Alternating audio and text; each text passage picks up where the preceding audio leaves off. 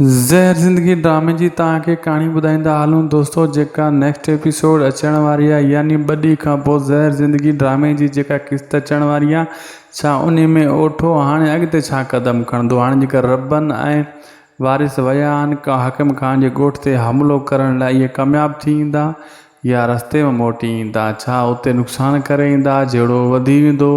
इहा सॼी कहाणी तव्हांखे दोस्तों असां ॿुधाईंदासीं इन एपिसोड में। पहिरियां खे पूरो ॾिसजो ऐं थी सघे त शायदि को सो वीडियो यूट्यूब चैनल ऐं फेसबुक पेज खे फॉलो, लाइक, शेयर, सब्सक्राइब ज़रूरु कंदा।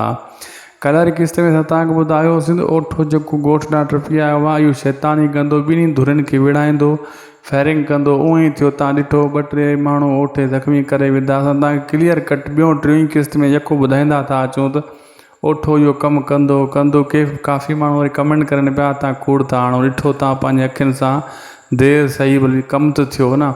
ओठे माण्हू फटी करे मतिलबु शैतानी करे सॼे ॻोठ में जंग मचाए छॾियां। रबन ऐं जेको वारिस विया बदिलो वठण जे लाइ, ऐं हवाई फायरिंग कंदा वञी कमाल खां हाकिम ख़ान जे ॻोठ जे मथां। नेक्स्ट एपिसोड में तव्हां ॾिसंदव पोइ इहो जंग ऐं जहिड़ो आहिस्ता आहिस्ता मचंदो ऐं वधी वेंदो। बाक़ी हाणे ओठो अञा शैतानी कंदो, फ़िलहालु ओठो वक़्ती तौरु हेॾे होॾे थी वेंदो।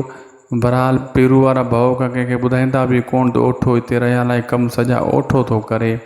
ऐं अहमद बि उहे कयो, तव्हांखे ॿुधायोसीं त अहमद सूमर ओठो गॾिजी इहे शैतानी कंदा। उअं ई थियो, इन टिनी शैतानी वधाए छॾी ऐं शिर वधी वियो ॻोठ में। हाणे कमाल ख़ान ऐं हाकिम ख़ान ऐं रबन वारा हिक ॿिए जे दुश्मन थी पवंदा आहिस्ता आहिस्ता। इहा हाणे नओं जहिड़ो स्टार्ट थियो आहे त कई किस्तनि त इहे छिक चङा इन्हनि जी पई हलंदी। बाक़ी रबन ऐं वारिस वारा विया आहिनि फायरिंग करणु। नेक्स्ट एपिसोड में इहे सीन तव्हांखे नज़र ईंदा।